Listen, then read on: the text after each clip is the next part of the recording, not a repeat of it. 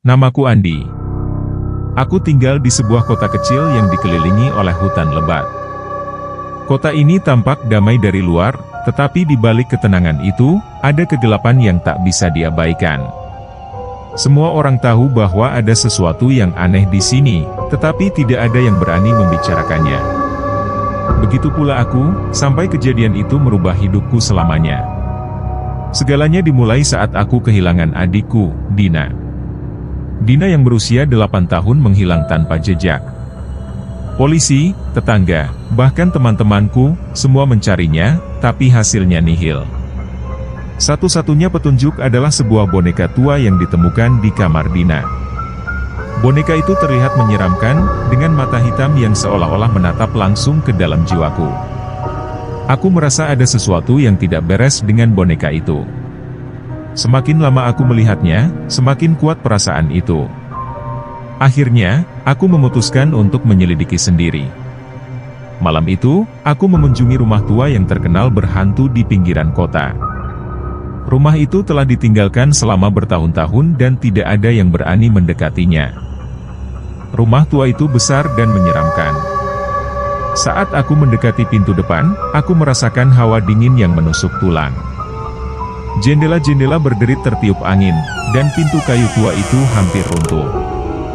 Aku membuka pintu dengan perlahan dan memasuki kegelapan yang menelan seluruh ruangan. Di dalam rumah, aku menemukan foto-foto lama yang tersebar di lantai. Foto-foto itu menunjukkan seorang gadis kecil yang tampak mirip dengan Dina. Jantungku berdegup kencang saat menyadari bahwa gadis dalam foto itu mungkin adalah korban sebelumnya. Aku mengumpulkan semua foto dan menyimpannya di dalam tas.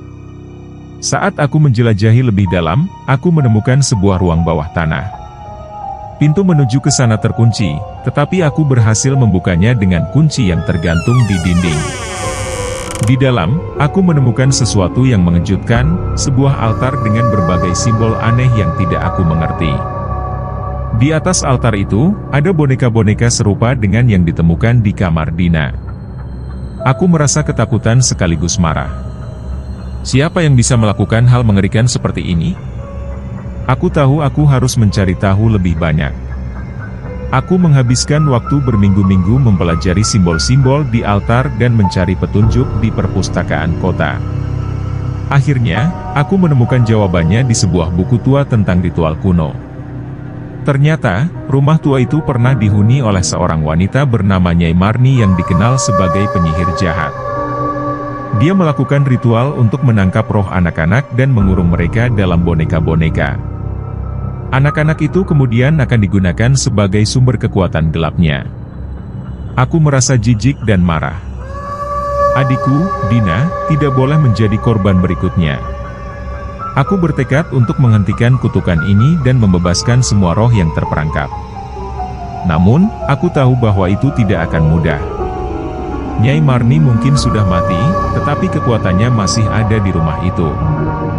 Aku tahu bahwa aku tidak bisa melawan kekuatan gelap ini sendirian. Aku mulai mencari bantuan dari orang-orang yang mungkin tahu tentang hal-hal gaib. Aku bertemu dengan Pak Surya, seorang dukun tua yang tinggal di pinggiran kota. Dia mendengarkan ceritaku dengan seksama dan kemudian mengangguk. Nyai Marni adalah penyihir yang sangat kuat. Kau harus sangat berhati-hati, Andi. Kutukan ini tidak bisa dihentikan dengan mudah, katanya. Pak Surya memberikan beberapa jimat pelindung dan mengajarkanku mantra-mantra untuk melawan kekuatan gelap. Dia juga memberiku sebotol air suci yang katanya bisa menghancurkan roh jahat. Aku merasa sedikit lebih tenang dengan bantuan ini, tetapi aku tahu bahwa pertempuran sebenarnya masih ada di depan.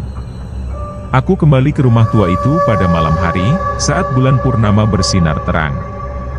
Suasana di sekitar rumah terasa lebih menyeramkan dari sebelumnya. Aku memasuki rumah dengan hati-hati, mengingat semua yang telah diajarkan Pak Surya kepadaku. Saat aku tiba di ruang bawah tanah, aku melihat bayangan hitam bergerak di sekitar altar. Suara bisikan-bisikan aneh mulai terdengar, membuat bulu kuduku merinding. Aku mendekati altar dan mulai mengucapkan mantra yang diajarkan Pak Surya. Tiba-tiba, bayangan itu menyerangku. Aku merasa tubuhku ditarik oleh kekuatan yang tak terlihat. Namun, aku tidak menyerah. Aku mencipratkan air suci ke arah bayangan itu, dan terdengar jeritan mengerikan. Bayangan itu mundur dan menghilang dalam kegelapan. Aku melanjutkan dengan mencipratkan air suci ke boneka-boneka di altar. Satu persatu, boneka-boneka itu meleleh dan hancur. Aku merasakan kehadiran roh-roh anak-anak yang terperangkap mulai menghilang. Akhirnya, aku mencipratkan air suci ke seluruh altar, menghancurkan semua simbol dan benda-benda jahat di sana. Saat altar hancur, aku merasakan kelegaan yang luar biasa. Suasana di rumah itu berubah, tidak lagi terasa berat dan menakutkan. Aku mendengar suara lembut memanggil namaku. Itu adalah suara Dina. Aku berlari keluar dari rumah dan melihat sosoknya berdiri di halaman. "Dina!" Aku memeluknya erat. "Aku sangat merindukanmu." "Aku juga, Kak," jawab Dina dengan suara yang lemah. "Terima kasih sudah menyelamatkanku." Kami berdua pulang ke rumah dengan hati yang lega. Kutukan Nyai Marni telah dihancurkan, dan roh-roh yang terperangkap telah dibebaskan.